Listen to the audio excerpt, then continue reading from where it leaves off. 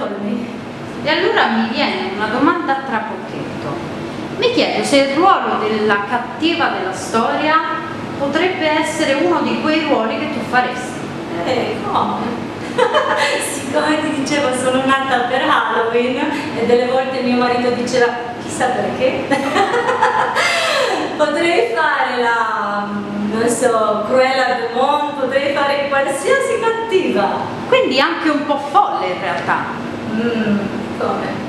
A me piace mettermi nel gioco, veramente. Perfetto. E allora ho un'ultima domanda.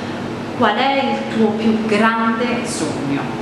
In questo settore, chiaro. In questo settore artistico è difficile dire che non era il mio sogno nelle cassette diventare, no, io ero un consumatore di cinema, di teatro, diciamo di prodotto artistico, ero un consumatore. Io per esempio adesso che sono entrata in questo gioco penso che mi piacerebbe molto un reality anche in condizioni austere di ghiaccio o di giungla, di qualsiasi, perché io sono nata e cresciuta come contadina, ho fatto tanto lavoro. Quindi la sfida ti piace? Sì. No, ma penso che sono abbastanza resistente, no? In condizioni anche austere. Forse per quello potrei fare un bel gioco e io sogno di poter fare un giorno, se veramente io diventerò un'attrice o avrò più confidenza col mondo artistico, io ho un'idea favolosa di un film che sarebbe qualcosa ispirato un po' di Margaret Thatcher, il mio gigante e il mio grande grosso matrimonio greco. Io vorrei fare un film basato sulla storia mia, sui miei ricordi,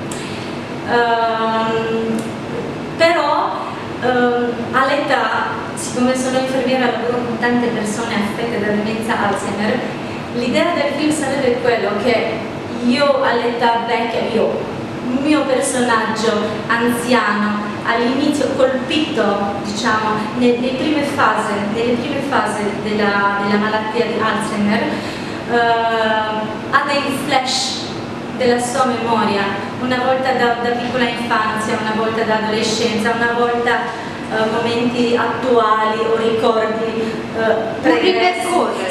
Sì, io ho questa idea, però mi piacerebbe molto trovare, non so, modo di fare sceneggiatura, ma poi fare tante scene filmate in Romania, un ambiente quello rustico, ancestrale, di cui anche Principe Charles è innamoratissimo e vive tanti mesi all'anno in Romania, perché io ho vissuto un po' amare la condizione di immigrata proprio perché mi è mancata molto la patria. E allora riprendiamoci un po' una rivincita di vita. Sulla base di questo io ti ringrazio e ti saluto. Grazie.